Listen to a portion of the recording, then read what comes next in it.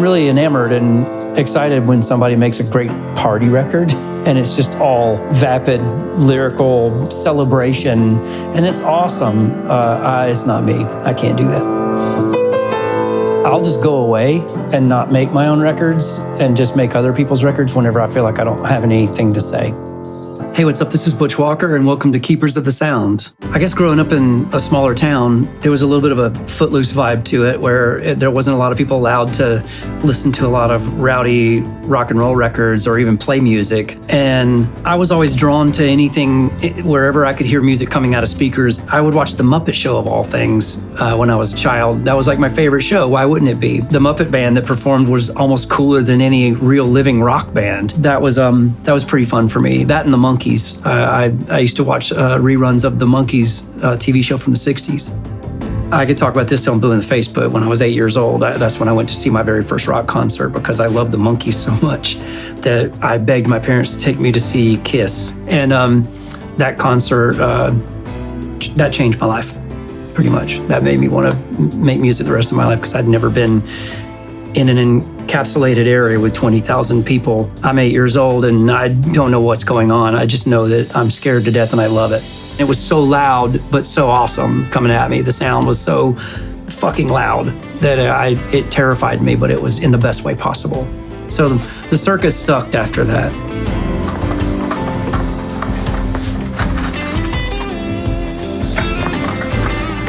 If you want it to look real, it's definitely me walking around disheveled and don't know where anything is.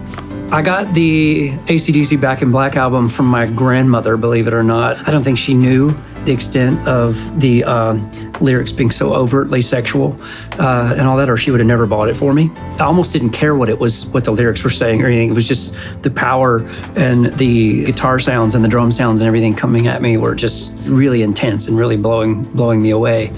And so I would sit up in my bedroom in Cartersville, Georgia, upstairs and listen to records over and over and over again. And I just remember that being one of my first memories of really being drawn into how something was recorded.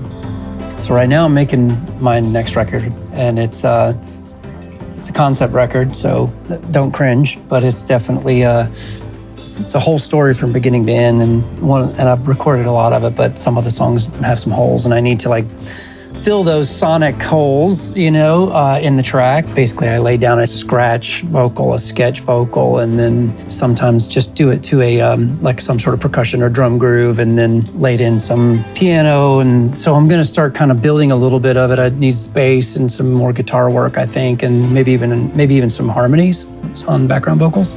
So I think that's kind of where I'm going to get into now.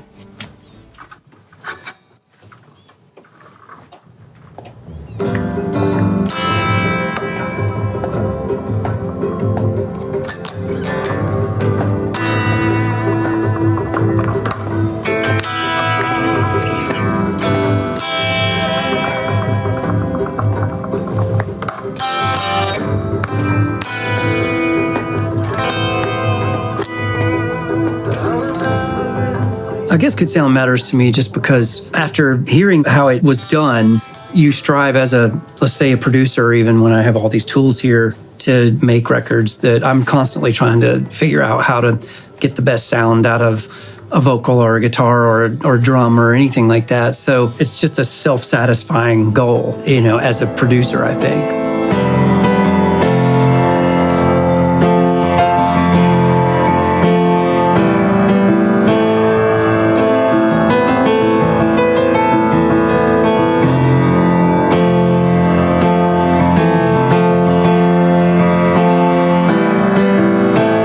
I wrote probably my first song about an ex-girlfriend, but that would have been at 14 or 15, so you don't really know much about love at that point in your life yet, but you think you do. And then I'm recording it on my 4-track and just trying to get the idea down, and sure, the drumming was terrible, the singing was pitchy, and everything was probably not good about it because I was not developed yet as fully developed as a musician or a songwriter yet, but that's how you do it. You start making music until it doesn't suck.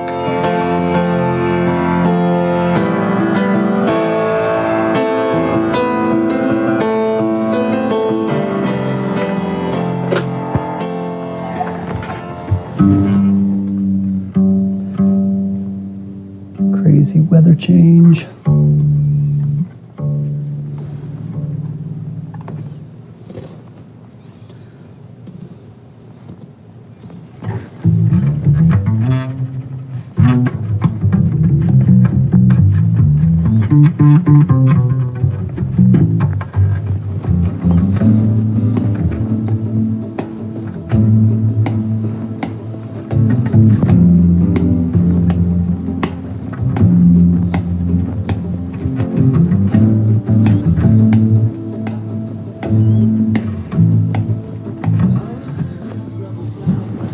Check.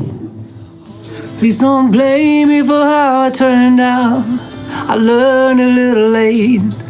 I was born into what I became, and you were born this way.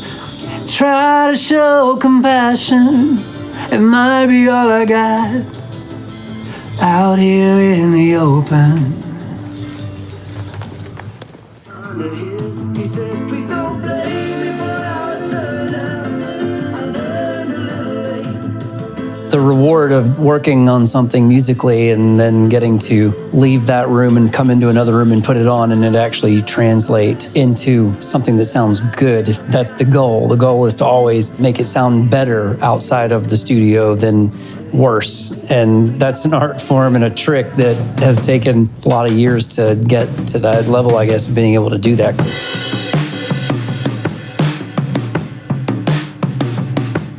For years, when you're starting out, you're fooled a lot of times when you're in the studio by thinking everything sounds really good, and then you leave and put it on something, whether it be good or bad audio components. But I come out here and I can put it through really good speakers and a good hi-fi, and I can really tell what it's missing and what's going on. And I think it's good to have some speakers that don't lie to you and that will throw back at you the truth.